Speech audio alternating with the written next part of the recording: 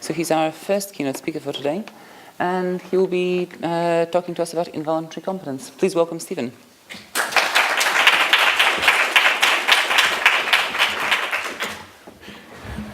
Thank you, Nicole. And thanks to Eddie Namias and all the organizers of this conference. I'm delighted to be here. What I'm going to be talking about today is all the competences in the criminal justice system. It's going to be largely a legal talk. There are many, many distinguished philosophers in this audience and neuroscientists, and I thought that my value added at a conference like this would be to talk about, believe it or not, the law. So I'm going to talk about the law. And the paper is going to be both descriptive and proscriptive. I think I'm going to state what the law is pretty accurately, I hope so anyhow. And then what I'm going to do is give you my view about what the law should be doing about the various different competencies. Now, there are a lot of moving parts. It's a complicated argument. There are a lot of cases and doctrines. At my advanced age, I simply cannot remember it all to give a coherent speech without reading. So I'm going to read. I hope I will not drone. If I see that I'm starting to drone because you people are all dropping off, I don't know what I'll do, but I'll do something. All right. I do not have any further slides. This is what we call a low production value speech. This is just an outline because anything more I could do, there are no data, there are no graphs, it's just ideas. Criminal law and mental abnormality. To determine what the legal criteria for mental disorder should be, the underlying issue is why we treat some people with severe mental disorder as not responsible and autonomous, at least in the context in question. I suggest that the lack of capacity for rationality is the primary reason the law treats some crazy, some developmentally disabled, some demented people, and juveniles especially. Only if the person has sufficient capacity for rationality does the law leave him or her free to pursue his or her own projects unencumbered by state or other parentalistic interventions, to bear the consequences of his or her actions, and to be treated in the process as all other responsible, autonomous agents are treated. This accords the person the greatest degree of liberty, dignity, and respect. Lack of capacity for control is also sometimes an independent criterion of non-responsibility.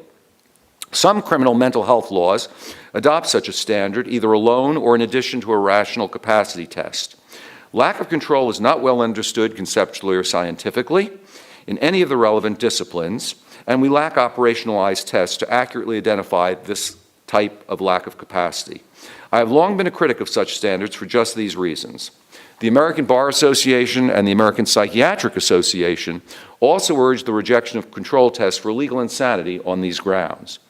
I suggest that for all cases in which a control test may seem required, the reason can be better characterized as a rationality defect, because control difficulties can flow from lack of access to the good reasons not to act in the wrong way. Moreover, as H.L.A. Hart recognized a half-century ago, ordinary people and experts alike have a better understanding of and can more accurately identify rationality defects. Whether control incapacities exist independently and whether they can be validly measured are open questions, however, which better conceptualization and science might help to resolve in the future. And I would like to say both in psychology and in neuroscience laboratories, I think there are real advances that are in the works, and I'm hoping they pan out. As an interesting historical note, one of the first criminal law theoreticians to argue for the necessity of an independent control test was Sir James Fitzjames Stephen, the great 19th century English criminal law historian, theorist, judge, and public intellectual.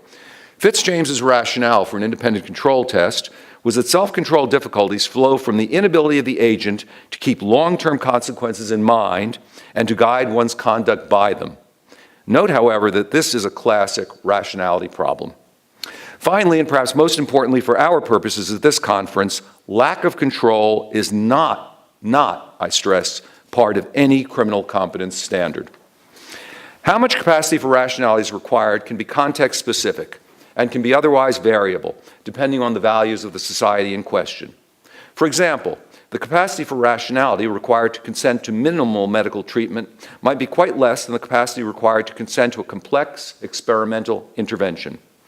Similarly, the criteria for competence to stand trial, for example, can be more or less restrictive depending on how strictly one applies the values underlying the doctrine. If the person lacks substantial rational capacity in the context in question, however, then special legal rules might apply because we cannot credit the person's reasons and actions or ask him to bear full responsibility for them. The criminal law can, but need not, turn to scientific or clinical definitions of mental abnormality or immaturity as legal criteria when promulgating criminal mental health laws. The Supreme Court has reiterated on numerous occasions that there is substantial dispute within the mental health professions about diagnoses, that psychiatry is not an exact science, and that the law is not bound by extra-legal professional criteria. The law often uses technical terms, such as mental disorder, or semi-technical qualifiers, such as severe, but non-technical terms, such as mental abnormality, have also been approved, most notoriously in mentally abnormal sexually violent predator commitments. Legal criteria are adopted to answer legal questions. As long as they plausibly do so, they will be approved, even if they are not psychiatric or psychological criteria.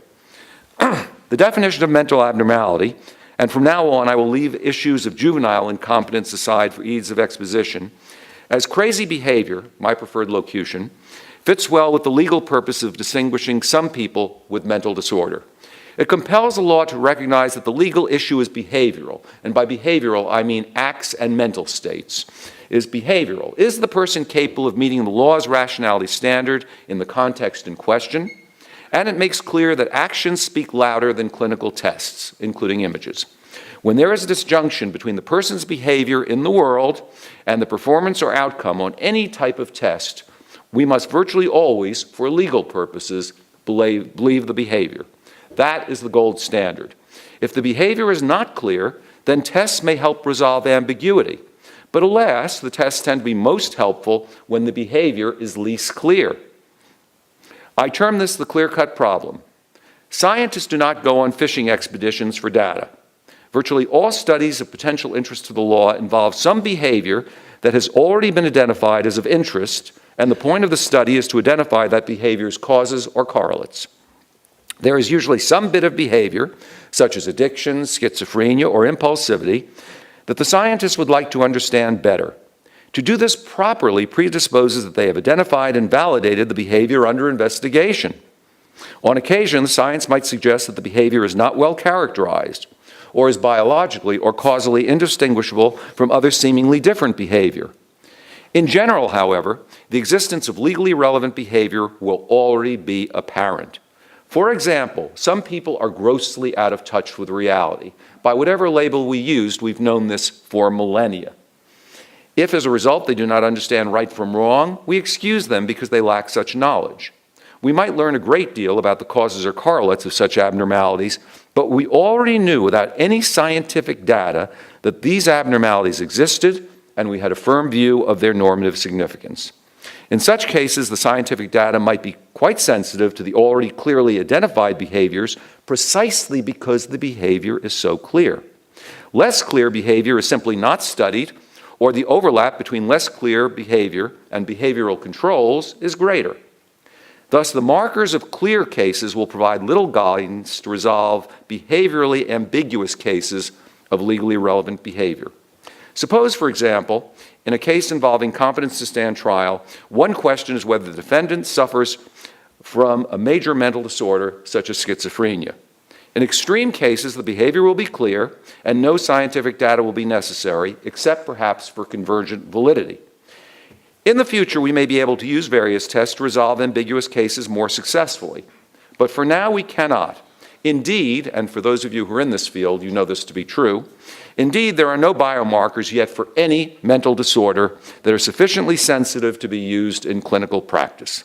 Diagnoses must be based on behavioral observation.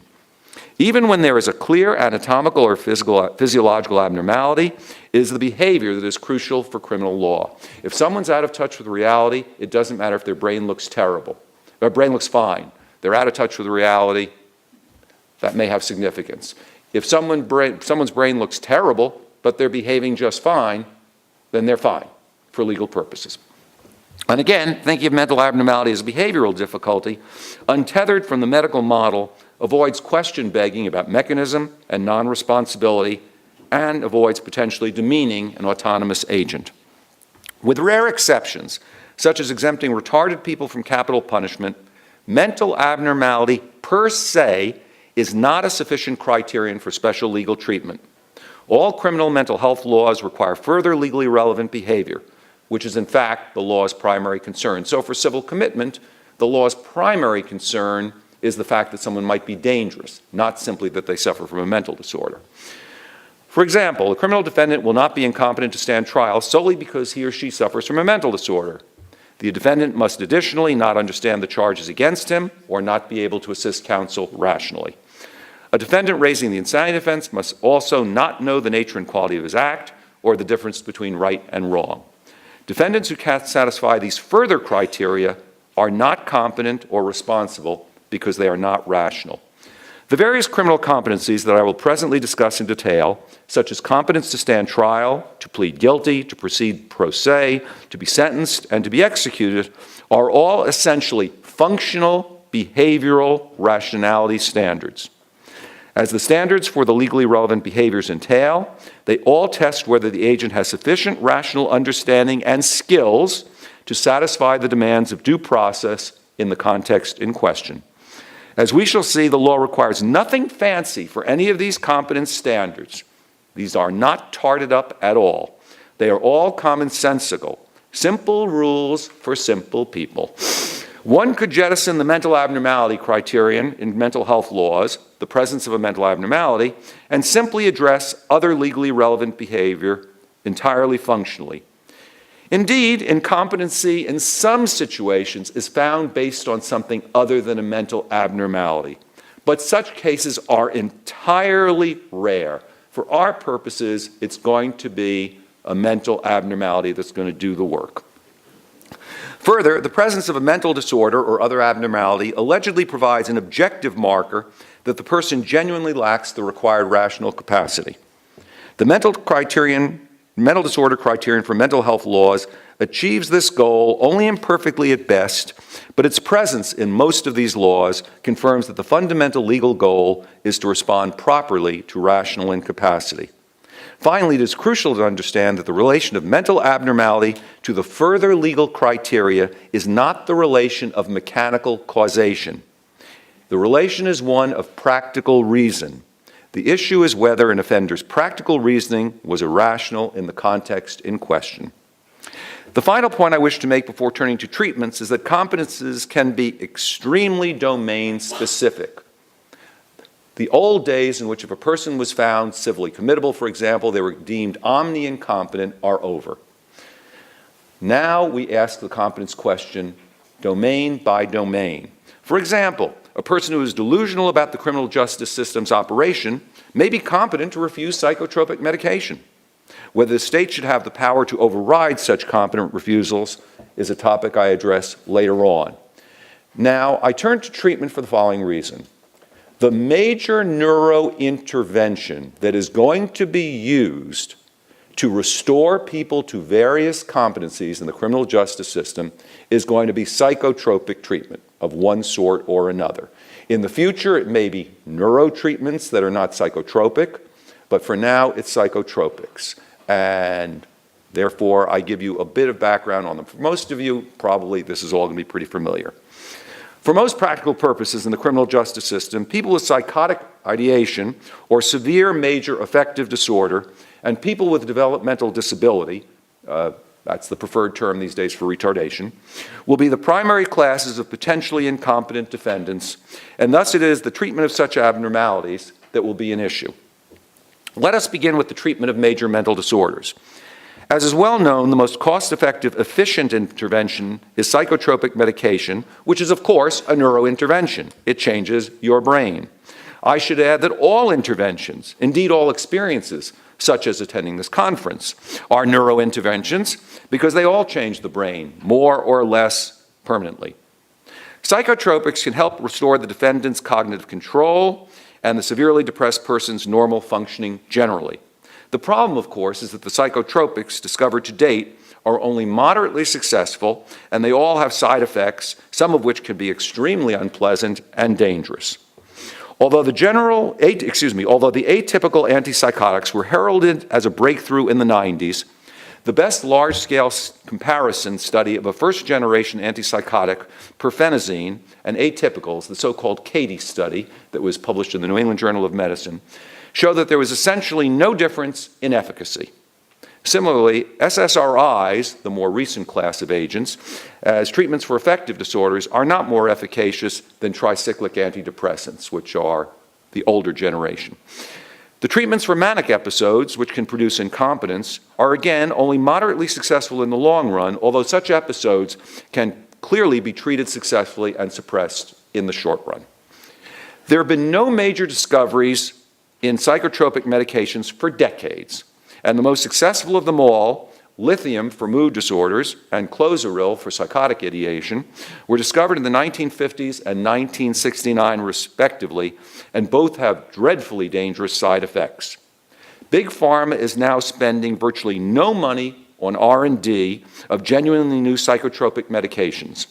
Instead, when a patent is about to expire on a successful agent, they simply tweak a molecule or two so they can get a new patent and avoid competition from generic agents. As Steve Hyman and others explain, Steve Hyman, by the way, ex-director of NIMH, professor of neurobiology at Harvard, and now the director of a neuroscience center at Harvard. The reason that Big Pharma is not doing R&D is that the drug companies recognize that we apparently have hit the scientific wall in our understanding of the relation between the brain and abnormal behavior. They refuse to spend the enormous sums of money necessary to develop and test new drugs and bring them to market when the scientists seemingly have no theoretical clue what to do. This, in part, for those of you who know the history, is what's driving the research diagnostic criteria movement. The idea being the categories of DSM-5 are not valid categories in nature, and therefore, if we're looking to them to try to get the underlying biophysiology or bioanatomy, we're not going to get it. So we need to get better validated characterization of the phenomenon we're trying to get the underlying causal story for. Having just told this very cautionary tale, it is still true that existing psychotropics are moderately efficacious with about 60 to 70% of patients. There are no tests yet that match a patient's psychological, anatomical, or physiological characteristics to a particular drug within the class of drugs that might be appropriate for this patient. Psychopharmacological treatment is largely empirical and proceeds by trial and error. There are, of course, best practice protocols for how long a therapist should wait for improvement before moving to a different drug. But at a certain point, it may become clear that the patient is untreatable. Let me go out on a limb, and I consider it a very safe limb, that no more than a year of best practice psychotropic medication treatment is necessary to conclude whether the patient is treatable and competence to be restored. Any further time has very few marginal gains. Other forms of intervention, such as psychoeducational methods and psychotherapy, might be useful to restore competence. For example, in California, such methods are routinely used with dependents who are committed to restore competence to stand trial. Unlike psychotropic medication, however, these methods require a cooperative patient or cooperative subject. The liberty intrusion of any form of intervention that does not require the subject's cooperation is obviously substantially greater than for those interventions that the subject can successfully resist. Therefore, the state will need a greater justification to impose irresistible treatment, especially those that directly invade the subject's physical autonomy, which drugs, of course, do, because such physical autonomy enjoys particularly strong constitutional protection. Now, just in the interest of time, I'm not going to say as much about investigation issues as I will about the others. By and large, the Supreme Court has taken the position about investigation issues, essentially search and seizure and the right to remain silent, that in the absence of coercive state action, there will be no constitutional claim, even if the defendant were, let's say, to confess or to provide access to evidence that might, in fact, convict him. The most famous case that went before the Supreme Court was Colorado against Connolly, which involved a man who had undoubtedly committed a murder, who just walked up under the influence of psychotic ideation, walked up to a police officer and confessed to the homicide. Police officers, by the way, in this story behaved impeccably. They immediately Miranda warned him. They said, you don't have to talk, and they called some backup police. They warned him again. He confessed again. They got to the police station. They warned him again. He confessed again. And he was convicted. The claim finally was, I was not confessing in response to any rational reasons. Essentially, he was saying, the voices told me to do it, and I did it. The Colorado State Supreme Court held that this was not a voluntary waiver. Certainly, it wasn't a knowing and intelligent waiver, which is some other criteria the Supreme Court has used. In a 5-4 decision, the Supreme Court disagreed and held that as long as there is no coercive state action, and there wasn't, the cops behaved fine, they didn't do anything wrong, that was conceded, by the way, that there will be no constitutional violation. I think the case, that's the law, I think the case is wrongly decided. It seems to me that if we are going to allow a contract later on to be invalidated because the person was incompetent at the time he made a contract, we should not allow a proper criminal conviction based on evidence that was obtained as the result of irrational, incompetent, and non-responsible behavior on the part of the defendant. This could lead to a problem, of course. Suppose the prosecution can't get independent evidence of the defendant's guilt. What are we going to do as a public safety matter? Well, there is civil commitment, but contemporary civil commitment does not allow for long enough term commitment to in fact keep society safe, assuming this person is still a danger, which he or she may not be. What I would like to have happen is very, very limited forms of involuntary civil commitment for people like this, where it's not enough that the person is mentally disordered and dangerous. The person has got to be dangerous because they are mentally disordered. And I would have all sorts of procedural protections. I would have all sorts of periodic review, because what I don't want is absolutely unnecessary long-term detention of people who I'm willing to take a risk on in society. Let's turn to competence to stand trial. I have a whole shtick on that. That could have been 10 minutes. I did it in 3 or 4. Competence to stand trial. By far is the most common competence question in criminal cases. It swamps all the others. Competence to stand trial is more common than all the other competences put together by a large measure. This raises 2 sets of issues. The first is the rationale for preventing the trial of an incompetent defendant. The second is what the state may properly do to restore the incompetent defendant's competence. The issues are related and will be discussed together. Ever since 2 older Supreme Court cases, it has been established that incompetence is an absolute bar to a criminal trial in our constitutional system. The standards for this form of adjudicative incompetence vary by jurisdiction, but they essentially involve the defendant's ability to understand the charges and the proceedings and to assist his counsel. Professor Richard J. Bonney of the University of Virginia has drawn an influential distinction between the capacity to proceed and decisional capacity in the criminal justice system. The defendant incompetent to stand trial requires competence to continue the criminal process. The defendant pleading guilty must be competent to make a current decision about whether to waive the right to trial and attendant rights. The distinction has been criticized because implicit in a finding of competence to proceed is that the defendant will have to make decisions, current decisions, as the process continues. It is nonetheless a useful distinction as it focuses more precisely on what is at stake. The rationales for barring trial are that the incompetent defendant is less likely to get a fair, accurate trial if he or she cannot understand and assist, and that it violates the dignity of our criminal process to try to convict a defendant who does not really understand what is happening or is unable to help himself avoid conviction.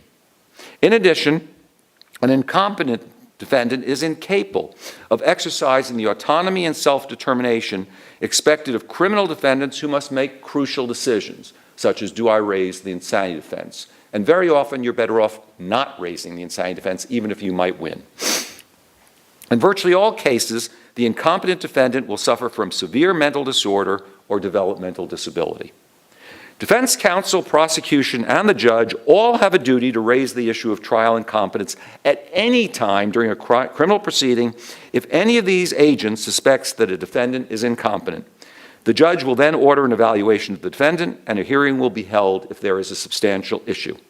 The hearings are seldom fully adversarial, and in most cases, the judge will simply rubber stamp the evaluator's conclusion that the defendant is incompetent. I suggest that lawyers appointed solely to evaluate trial competence would be better evaluators of a defendant's trial competence than mental health professionals, because lawyers comprehend much better what understanding and assistance are necessary. Perhaps the mental health expert will have a better understanding of why the defendant is allegedly incompetent, and the clinician is certainly better positioned to recommend treatment. Nonetheless, the cause is usually apparent, the person's out of touch with reality, and why the defendant is incompetent is relevant only to the potential treatment to restore competence. The evaluating professional is virtually never involved in the treatment process, so the treatment evaluation will have to be made independently in any case. For now and for the foreseeable future, however, the evaluations will be done by mental health professionals. A defendant found incompetent to stand trial will typically be committed to a forensic hospital or forensic unit of a hospital for treatment to restore competence. In some jurisdictions, this can be done on an outpatient basis, but the favored way of doing it nationwide is inpatient. In the leading precedent, Jackson against Indiana, the Supreme Court held that due process requires that the nature and duration of the commitment should bear a reasonable relation to its purpose, which is to restore trial competence. It's not to make the person well. It's not to make the person less dangerous. The purpose of an competence to stand trial commitment is to restore trial competence. Full stop. The court did not provide guidance about the length of these commitments, and they vary substantially among jurisdictions. Thus, although, remember, there's been no trial yet, there is only probable cause to believe the defendant has committed the crime, he can be incarcerated without trial in a secure facility for many years, in some cases as long as the sentence for the crime charged, despite the lack of a conviction. Although the time hospitalized is counted towards any criminal sentence ultimately imposed, the hospitalized incompetent defendant is in legal limbo, and incompetence can be used as a tactic by both the prosecution and the defense. To the extent that an incompetence commitment is used by the prosecution to preventively detain an accused for whom the case may be weak, this is an abuse of incompetence procedures. The Supreme Court in Jackson also held that a defendant who is irreversibly incompetent, that is, who cannot be treated to restore competence under our best judgment, must be released from the criminal justice system. But state officials clearly have substantial discretion to decide that the incompetence is not irreversible and thus to continue what may be improper preventive detention.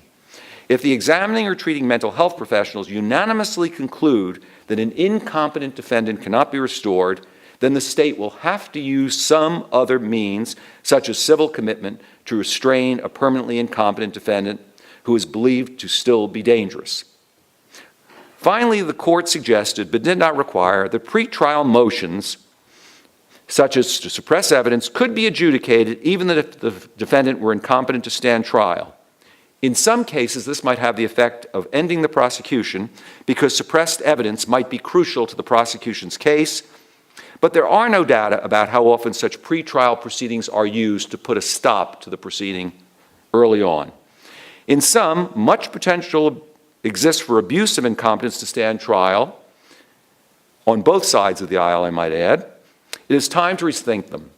What I argue here has been argued by many people, and I will just simply, for purposes of time, once again, go over it.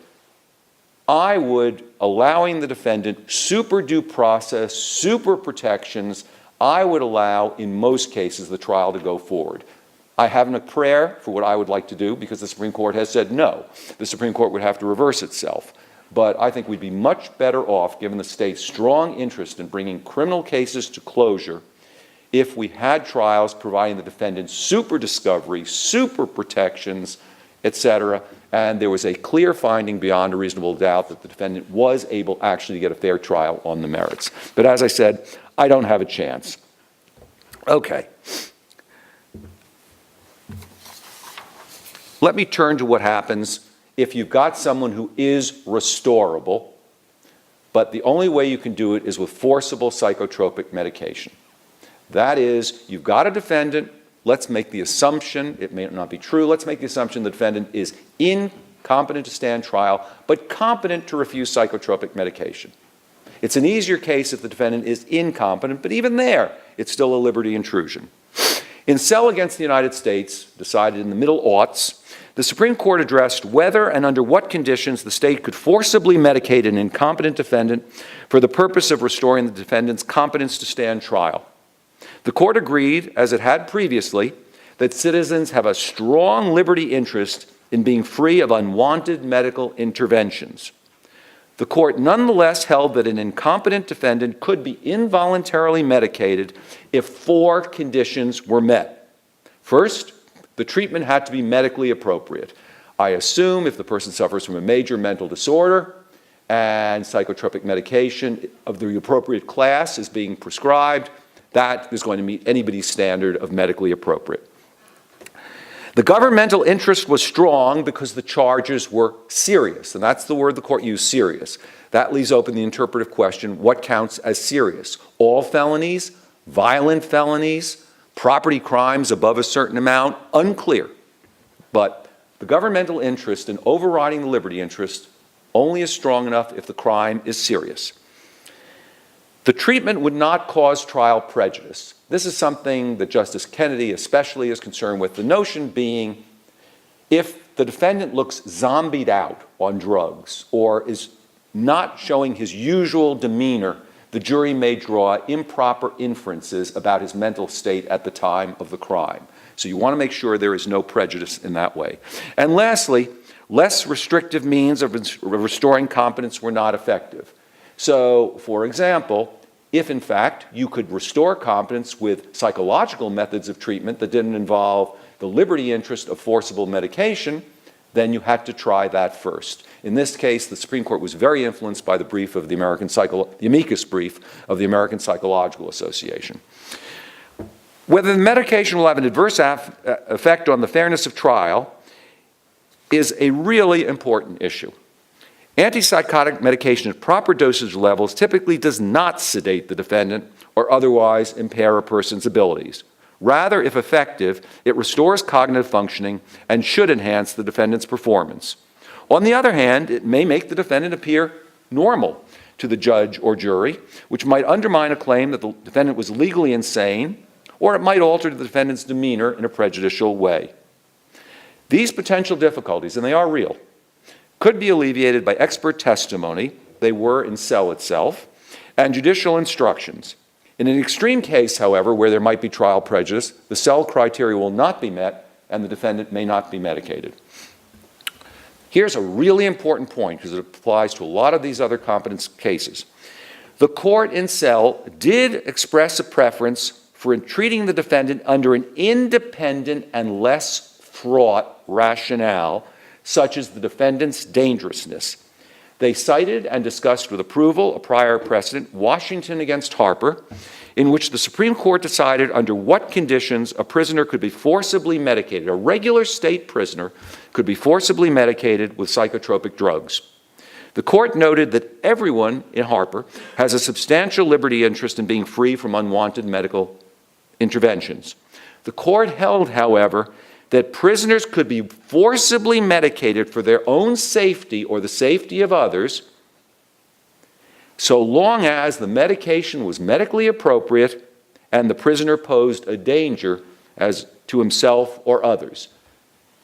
Again, it didn't require that the defendant be incompetent to refuse. Washington against Harper can be imposed on a competent defendant if it's medically appropriate and the person would otherwise be a danger to self or others. Not all incompetent defendants will satisfy such an independent rationale for involuntary treatment, and therefore trial courts will on occasion have to apply the Sell criteria. 3 of Sell's conditions are appropriate, but I would go further. Here I'm now getting prescriptive, and argue that the government's interest in trying an accused is sufficiently strong in the case of any felony, because felony accusations are really serious business, to justify forcible medication of an incompetent defendant for the purpose of restoring competence.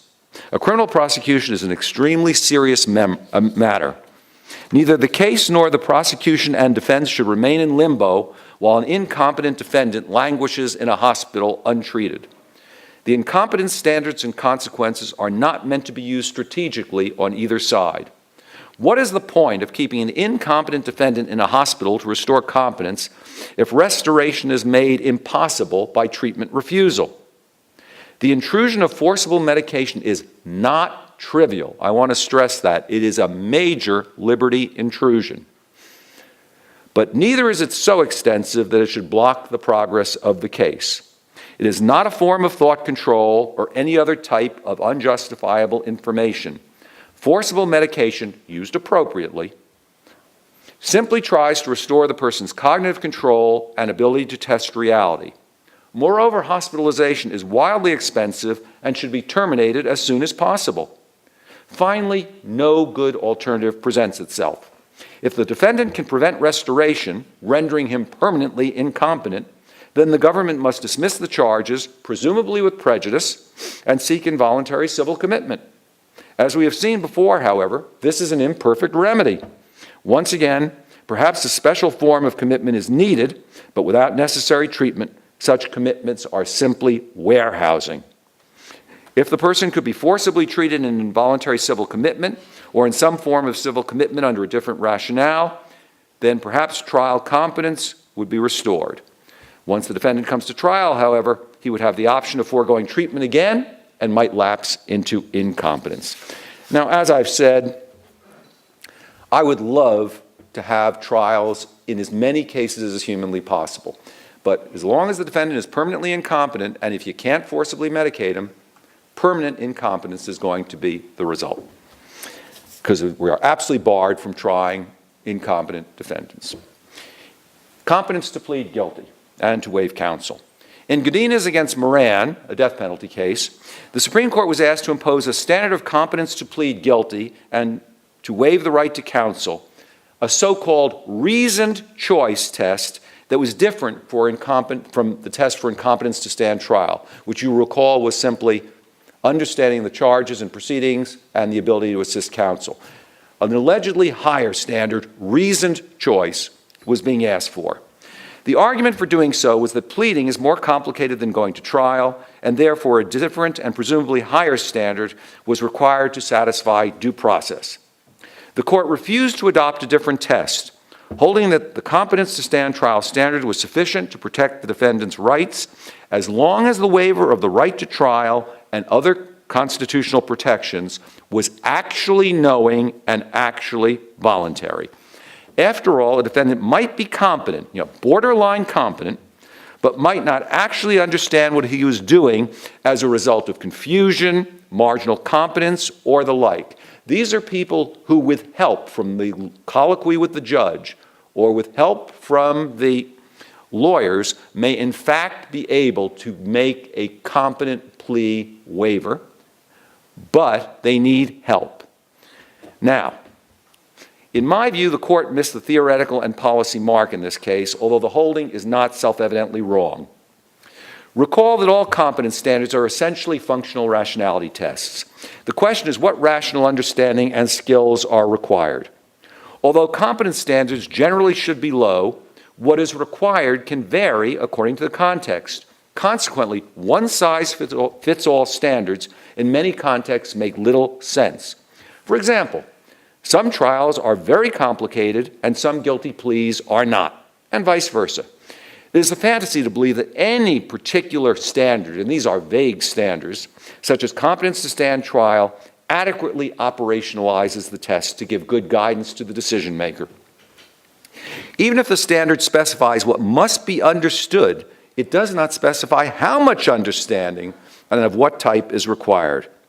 Is the ability to accurately recite previously provided information sufficient, or must the agent be capable of a process of rational weighing and assessment? Something I'll say more about when we do the panel following this talk. Although different skills may in theory be necessary to accomplish different tasks successfully, it is not clear that the allegedly higher standard that the court rejected reasoned choice would make any difference in practice. Rational understanding and reasoned choice are both vague formulations that provide little guidance. The test should be functional and context dependent, whatever words are used to express the standard. Waiver of distinct constitutional rights implicates distinct rational understandings of each right waived. Thus, a defendant who appears to have a general rational understanding may appear on close examination to lack that understanding for a particular trial right. If the trial court makes a careful inquiry concerning whether a particular waiver is knowing and voluntary, the more general and specific inquiries should merge, as the Godinez dissent recognized. Once again, however, what is necessary is not a distinct formulation, but a context-dependent evaluation by the trial court of the defendant's rational capacities necessary in each context. Finally, if a different or higher standard had been imposed by Godinez, it is not clear that trial courts would have behaved differently, and appellate courts would rarely second-guess a trial court's substantive determination that a defendant was or was not competent. Actually, I'm really raw on that particular issue right now because I'm handling a case in which there was clear record evidence that the guy was not competent when he actually pled. The trial judge said he was competent, and despite the clear record evidence, the appellate court affirmed. Excuse the law French, it pissed me off. All right. Requiring deeper or more detailed rational understanding risks parentalism, but requiring less risks an unjust outcome. I have a preference for limiting parentalism as much as possible, and perhaps the court's recognition that the defendant must actually waive his rights knowingly partially remedies the vagueness of the general test. On the other hand, defining knowing or intelligent is as vulnerable to manipulation as defining competence itself. In short, any evaluative enterprise in a competence case is a normatively fraught and difficult task. I have no easy answer, but simply a policy preference for keeping the bar relatively low to let most defendants over it.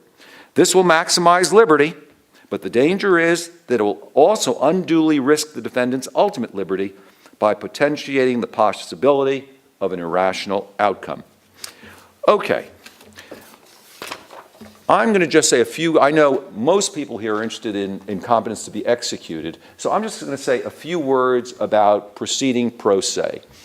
That means proceeding without a lawyer, which in the United States is held to be a constitutional right. You have a right, in other words, to waive your utter right to counsel and to proceed pro se. Now, under Godinez against Moran, you seemingly can competently waive your right to counsel. In Indiana against Edwards, a Supreme Court case, what you had was a highly psychotic defendant who wanted to proceed pro se.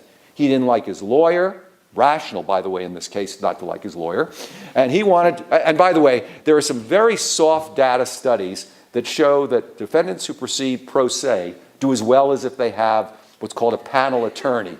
Some local lawyer who, is just in it for the money and wants to just plead the cases out and wouldn't know how to try a case if he fell over it. In any case, Edwards wanted to proceed pro se. And under some conditions, he could be very lucid. But he could also be wildly psychotic and really out of it. And what the Supreme Court essentially held was that they were going to impose a higher standard for proceeding pro se than for waiving the right, essentially. So if there was a substantial reason to believe the defendant would be incompetent in representing himself because of the psychosis, then he could not represent himself. I am pretty sympathetic to that, but I have a problem. And the problem is this. If you're an incompetent to represent yourself person who's not psychotic, you still get to do it. So what I would rather have is, instead of a law that singles out people with mental abnormalities and treats them as particularly lacking in autonomy and responsibility, I would apply this standard to everybody. Now we already, if we are going to do it at all, now we already have prophylactic rules for non-crazy people who are not really capable of representing themselves well. We have backup lawyers. We have various instructions that can be used. We have prophylactic rules to try to even the playing field someday. That's an alternative way of handling these cases. My preference would be to not treat crazy people specially, to treat them with more respect, and therefore to use the prophylactic rules. But if, as we are, we're stuck with Indiana against Edwards, then what I would prefer to do is to treat this as cause neutral, whether the cause is lack of intelligence, lack of capacity generally, mental disorder, whatever it is, I would treat it all the same. Okay, I'm going to skip over competence to be sentenced. It almost never comes up. The standard is, once again, do you understand what is happening to you and why? The Supreme Court has never, by the way, decided this issue, but there are lots of lower courts that have. It's a simple rationale. Do you understand what's happening and why? Forcible medication in prison and transfer to hospital. I've already talked about Washington against Harper. You can be medicated against your will in prison if it is medically appropriate and you would therefore be a danger. The problem with Washington against Harper is the Supreme Court treated those as independent criteria. If we are going to treat crazy people specially and override a competent refusal, there ought to be a practical reasoning link between your mental disorder and your dangerousness. Otherwise, you're just on the one hand mentally disordered and on the other hand dangerous, but you're not non-responsibly dangerous. And if you are responsibly dangerous, we treat you differently than if you're non-responsibly dangerous. There's another problem with Washington against Harper. You are entitled to a hearing and an advisor, but the advisor can be a state employee. The hearing can be hospital officers. The notion that this is in any way a neutral determination is just nutso. It's a close case, 5-4. I think it was absolutely wrongly decided, but there I go again. Competence to be executed in forcible restoration of competence. This is my last. This is a notoriously controversial topic about which many people feel passionately. The death penalty in general, and whether you can forcibly medicate someone to restore them to competence to be executed. As Nicole asked yesterday, she said, what's the point of filling people with drugs so you can fill people with lethal drugs? And I hope to have an answer. Let me be perfectly clear about my position to avoid any confusion later. And I want to stress this because I know from long and bitter experience people ignore the disclaimer. Don't ignore it. I am a firm opponent of the death penalty. A firm opponent. I have been my whole career. I would abolish it today, at once, if I had a magic wand. Thank you. No. I'm not pandering, because I know most of the people in this room probably hate the death penalty. But for purposes of argument, since the death penalty is constitutional, one wants to make principled arguments. All right? Let me say, in principle, I believe that some offenders deserve to die. I give you Timothy McVeigh. And that the state has the right to execute them. But in practice, we will never, ever, ever, ever, till the heat death of the universe, do it sufficiently accurately and fairly to accord with anybody's sense of justice. And death is different. One can never correct the error of a factually or procedurally wrongful execution. You can convict a wrongful conviction with a term of years. You can never give the person the time back, but at least you can say, we wrongfully convicted you. We can do what we do when there are wrongful injuries to people. We can compensate them. There ain't no way of bringing them back from the dead. At common law, a prisoner sentenced to death, and this is long-term common law history, could not be executed if he was incompetent. And by the way, the word sometimes used is insane. That's very confusing locution because it confuses the test for this with legal insanity. They're different tests. What simply meant is incompetent to be executed. The reason being, if he did not understand what penalty was being imposed, he didn't understand, for instance, that he was about to die. Or he didn't understand why. And the why typically being, I've been convicted by the state of a crime, and that's why the state is doing this to me. The Supreme Court finally held and reaffirmed in Panetti against Quarterman, the case that Ted and the next panel is going to be going over, that the common law practice has constitutional status under the Eighth Amendment applied to the states by the 14th Amendment's incorporation doctrine. In Ford, the first Supreme Court case to so hold, the court noted that the reasons for this uniform common law rule are less certain and uniform than the rule itself. The court then considered a number of historical rationales that might support the doctrine, but in short, the rationale is that executing incompetent offenders is simply cruel, and that society must protect the defendant and protect the dignity of society by not executing incompetent offenders. In Panetti, the second case, the court appeared to adopt a primarily retributive rationale, suggesting that the incompetent offender could not recognize the gravity of his crime and that executing him would not allow the community to affirm its judgment that the prisoner's culpability was so serious that he deserved death. The court therefore rejected a narrow reading of the substantive requirements for competence to be executed. Panetti was conceitedly delusional, and the court held that a reading of the test that would permit execution of an offender who simply understood or was aware, rather than rationally understood, the fact of execution and why he was being executed was inconsistent with the language and rationale of Ford.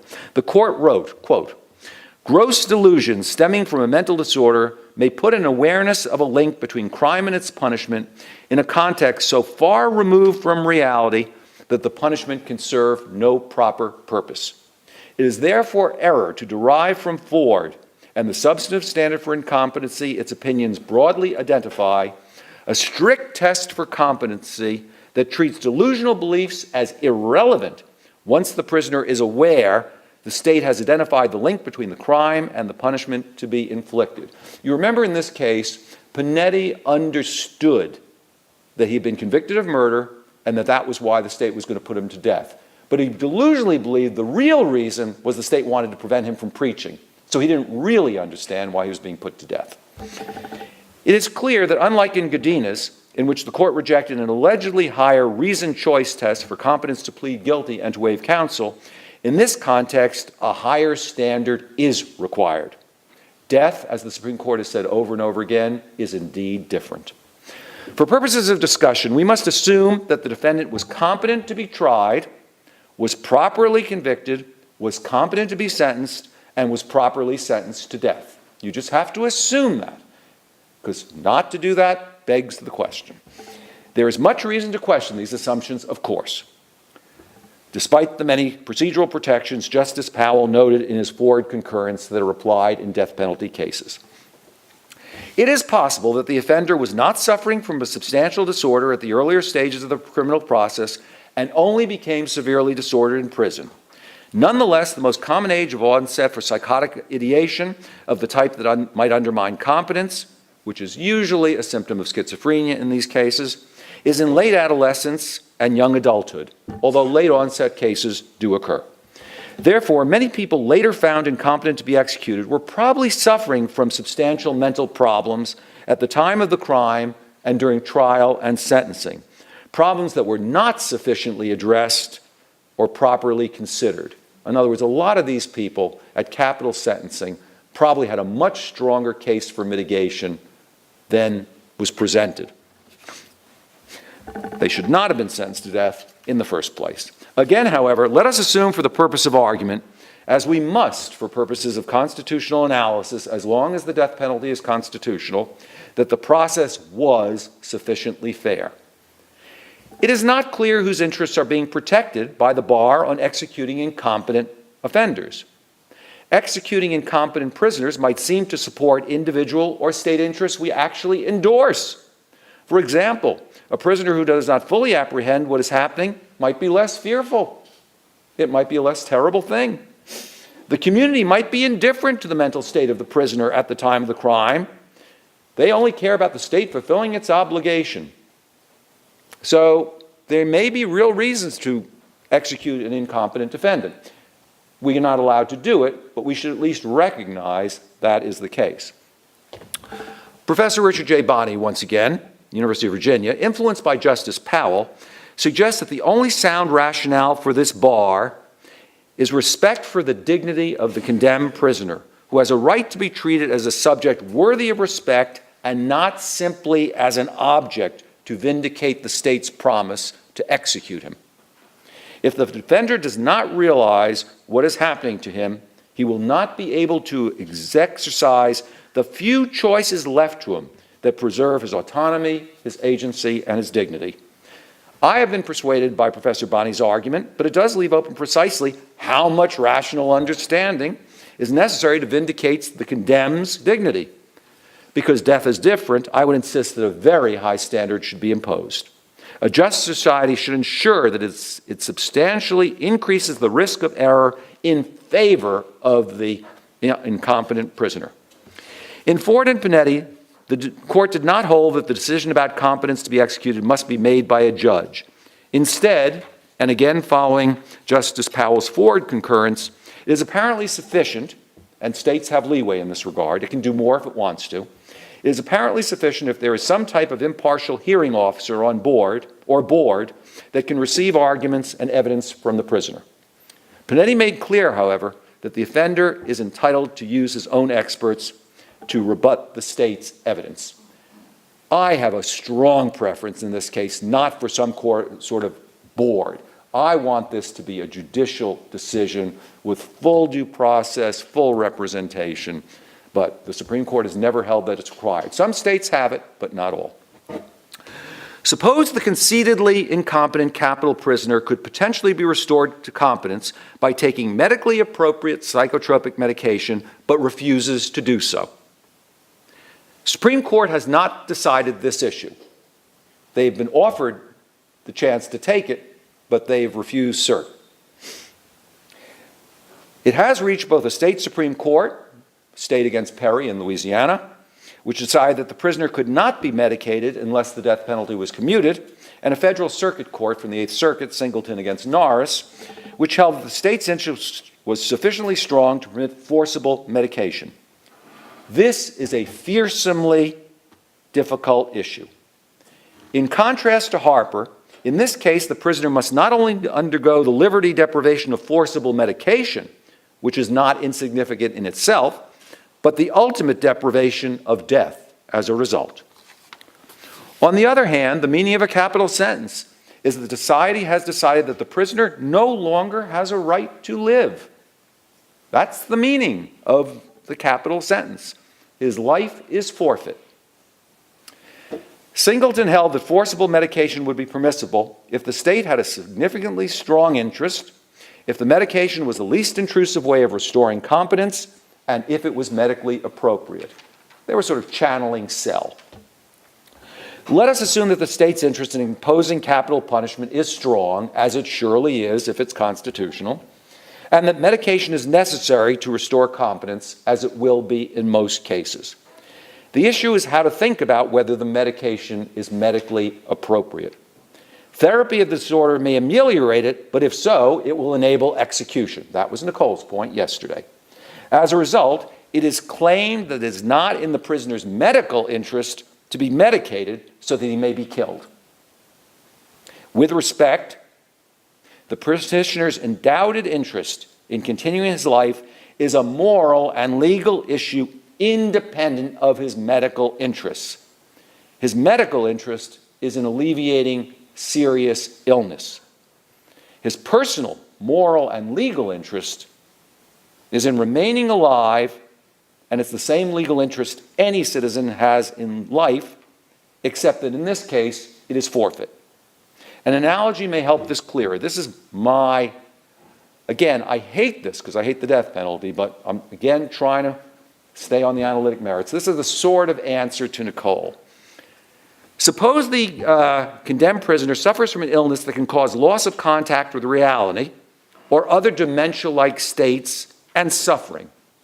Suppose, too, that medication to control the disorder can cease to be fully effective unless the dosage is increased. If we don't increase the dosage, the person is going to lose contact with reality or in other ways have untoward mental states that would make him or her incompetent to be executed. If the prisoner's illness became uncontrolled as execution neared and he lost touch with reality and was suffering, it would be medically inappropriate not to treat the prisoner.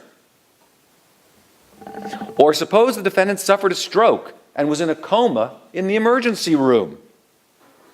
Should the doctors fail to treat? Should they say, oh, no, we're not going to do the typical anti-stroke protocol. We're just going to let you die from your coma. We're not even going to hook you up. We're not going to do anything that's medically appropriate. I suggest that all physicians would believe it is their duty to treat the prisoner in that case. Now, these cases can be distinguished, of course. A distinction, but the question is whether the distinction makes a principal difference, or is the desire to avoid capital punishment at all courts driving the argument? I'm, by the way, getting very close to done. In Washington against Glucksberg, the Supreme Court rejected the argument that people have a due process right to physician-assisted suicide in the United States. As you all know, some states permit it. The Constitution doesn't prohibit it. It's just that if a state doesn't want to allow it, it doesn't have to. In the course of reaching that decision, the court noted the state's interest in upholding the ethics of the medical profession as one ground for affirming the state's constitutional right to ban physician-assisted suicide. Although there was a split in the medical profession over the ethics of this practice, the dominant view of the medical profession was that it was not ethical.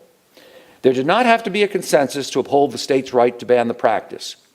I do not know of any empirical study of this question, but almost certainly the overwhelming majority of American physicians would forcibly oppose psychotropic medication to restore trial competence unless the death penalty was commuted. I believe that most of them, and again, I'm just totally speculating here, hold that view because they're opponents of the death penalty. Okay.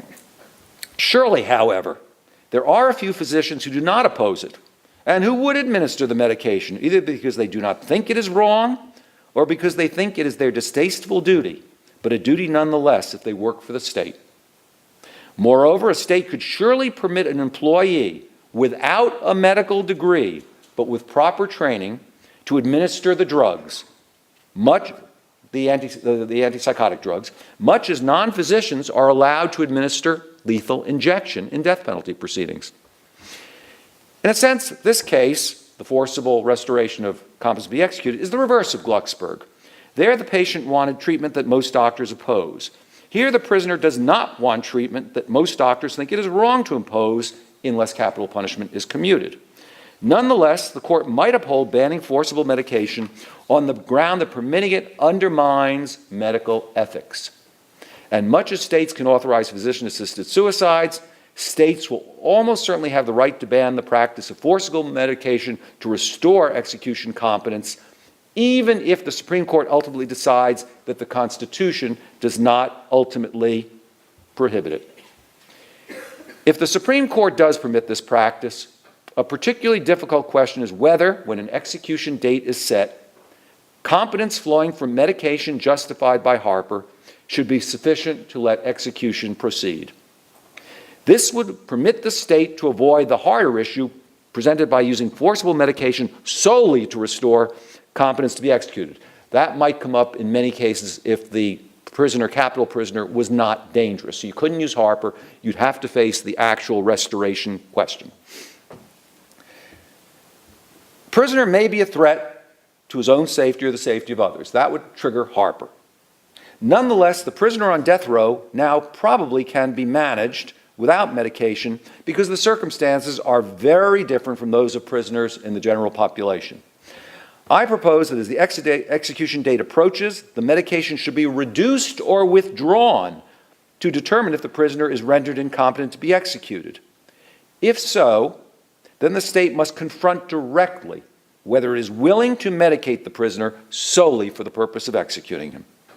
I want the state to be forced to decide this issue rather than be permitted to comfort itself with an independent rationale, the Harper rationale, that is much less problematic.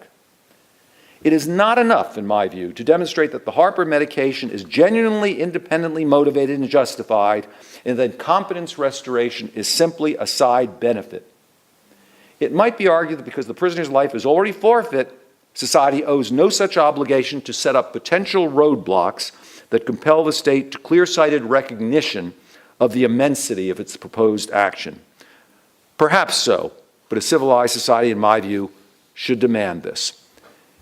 In conclusion, resolving in general and in an individual case the immensely difficult issues presented by incompetence to be executed is another one of the many costs that we could avoid if we just abolished capital punishment. Thank you.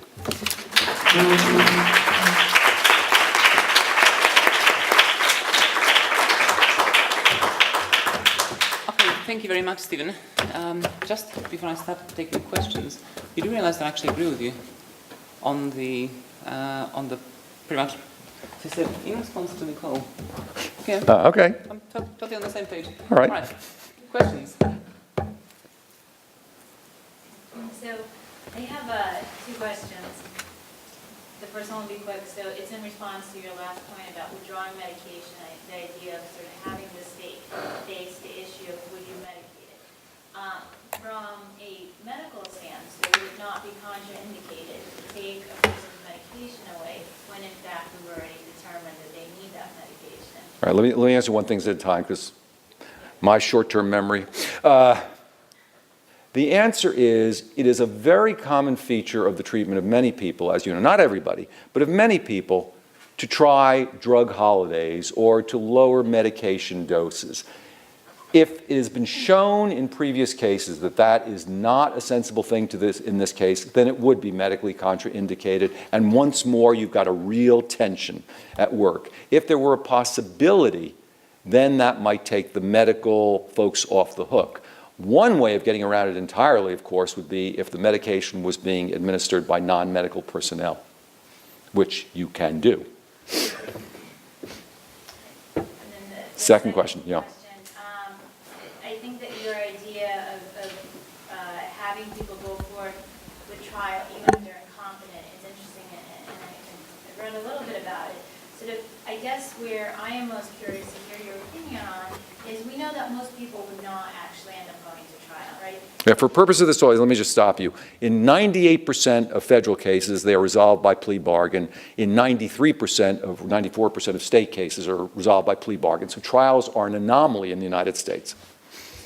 So going forth with that, the most likely outcome would be a plea bargain. And in that case, if one was to proceed with a plea bargain, you would have to have some sort of substituted judgment. And sort of the question is, who would be the person making the substituted judgment? Would it be an attorney, a judge? Yeah, that's really an excellent question. I think the judge has got to make that decision. As many of you, or some of you probably know, there's a rule, Brady against Maryland, where the Supreme Court has said if the prosecution is in possession of actual innocence evidence that the defense does not have, they must disclose it. When I talk about super due process, what I would say in this case is I would require in these cases the prosecution to turn over any evidence whatsoever they have of innocence, not just actual innocence evidence, anything that might be used inferentially or to help the defense pursue the chain of evidence that might establish innocence. So I think super due process and the decision finally made by a judge, whether in this case the plea bargain seems to actually do justice. I wonder if you could just say a little bit more. You just mentioned it briefly about why the law doesn't seem to care about competencies regarding self-control. What the brief place or what the history of that is, and whether you think it's right, because it does seem as if diminished self-control, even if it's not something where you say they're not responsible, so we let them off, it could be treated in the same way that diminished rationality is in terms of diminished responsibility or different types of punishment or something like that. Look, here's the potted short form of the history, Eddie.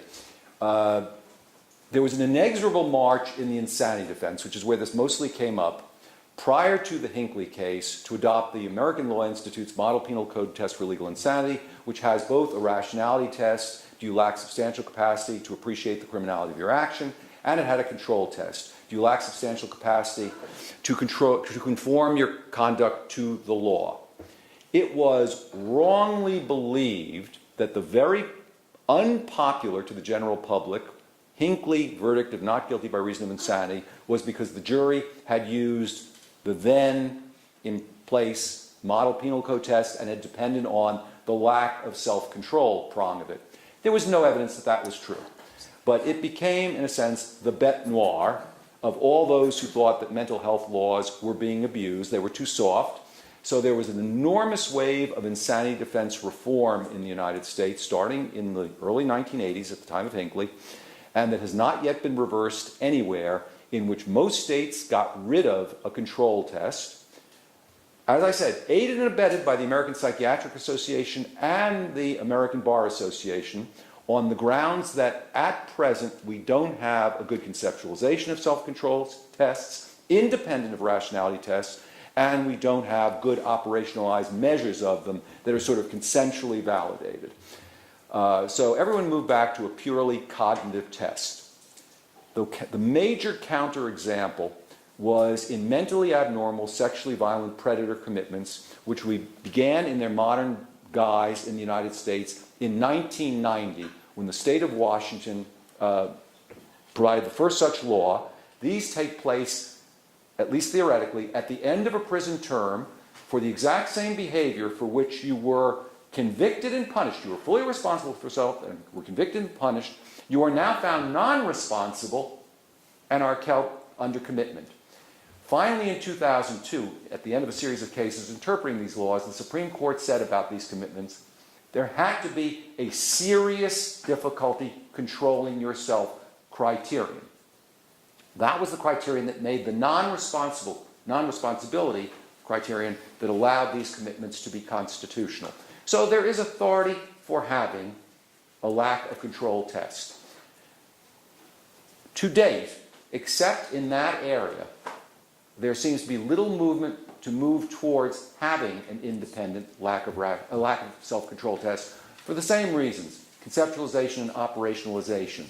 I don't like those tests for those reasons, but I am totally open to seeing, because I think in principle it certainly does make out an independent criterion, to seeing evidence, argument that we have better operationalization, better conceptualization, then I'd certainly want to have that as an independent. In fact, one of the things I've argued for is something that doesn't exist anywhere in the United States. A diminished rationality, diminished self-control, mitigation that would be applied at trial so that every defendant would get a shot and not simply at sentencing. Okay, we have time for one more question, Chris. Can I just, because you keep on mentioning rationality, and can I just ask you to unpack that a little for me in this context? In other common law jurisdictions, rationality per se isn't mentioned. Say for refusing treatment, you've got to be able to understand and use and weigh the information. But in fact, the decision doesn't need to be rational. The courts have been very clear about that. Mm-hmm. So I'm just trying to work out whether there's something different or whether it's just a different way of using the word. Okay. I use this as a generic.